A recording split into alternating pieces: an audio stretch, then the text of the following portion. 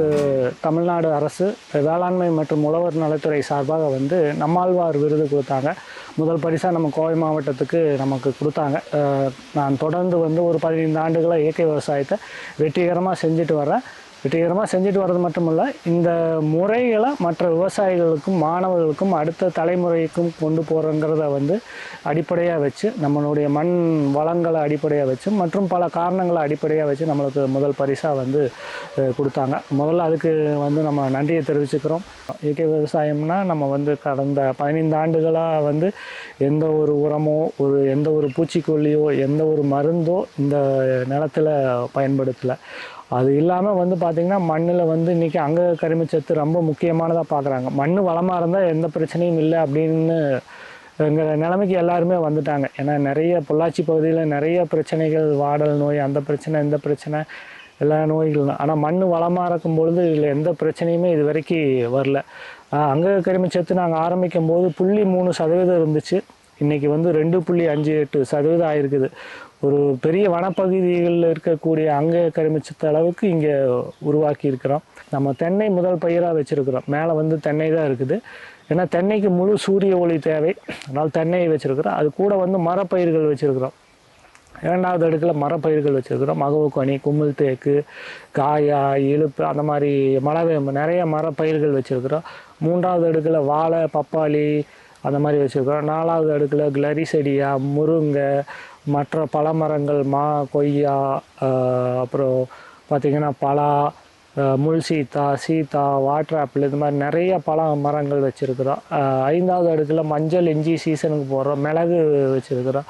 மற்ற என்னென்னலாம் பயிர்கள் இருக்குதோ, எங்கெங்கெல்லாம் வந்து நம்மளுக்கு கேப் இருக்குதோ அங்கெல்லாமே வச்சுருக்கிறோம். பார்த்திங்கன்னா வெயில் முடிஞ்ச அளவு உள்ளே வராமல் நிலத்தில் படாமல் பார்த்துக்கிறோம். அப்படியே படுற இடங்களையும் கீழே வந்து மூடாக்கால வந்து நம்ம மூடி வச்சுக்கிறோம். இங்கே இருக்கிற கழிவுகளில் தென்னையிலேருந்து வர கழிவுகள், வாழையிலேருந்து வர கழிவுகள், அத்தனை கழிவுகளையும் இங்கே வந்து நம்ம பயன்படுத்தி இருக்கிறோம். இந்த நுண்ணுயிர்களுக்கும் மண்புழுவுக்கான உணவு தான் ஜீவாமிர்தம், அமிர்த கரைசல், பஞ்சகாவியா, இல்லை நம்ம தோல் உரம் கொடுக்குறோம், என்ன வேணாலும் கொடுக்குறோம். இதெல்லாம் அதுக்கான உணவு தான். இதை வந்து சரியாக நம்ம வந்து இங்கே ஏற்படுத்தி இருக்கிறோம்.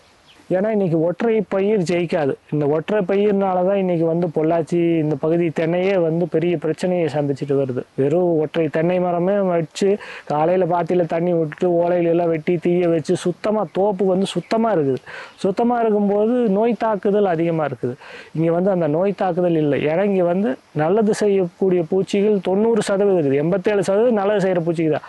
வெறும் 10%க்கு குறைவாக தான் கெடுதல் செய்கிற பூச்சிகள். நல்லது செய்த பூச்சிகள் வளர்கிறதுக்கான சூழ்நிலையை இங்கே உருவாக்கி இருக்கிறோம். இங்கே பார்த்தீங்கன்னா 8 கால் பூச்சி உள்ளே போகும்போது நிறைய இருக்குது. அது கூடு கட்டிக்குது. வெள்ளை வந்து பார்த்திங்கன்னா சாயந்தரம் 5 மணிக்கு பறந்து வந்து அதில் விழுகுது. 8 கால் பூச்சி சாப்பிடுது. இது இயற்கையாக ஒரு சங்கிலி ஒன்றோட ஒன்று உணவு அது சாப்பிட்டுட்டு இருக்குது. தேங்காயில் வரக்கூடிய அந்த வரிகள், சின்ன காய் வராமல் தடுக்கிறதுக்கு கண்டிப்பாக போரான் வந்து தேவை.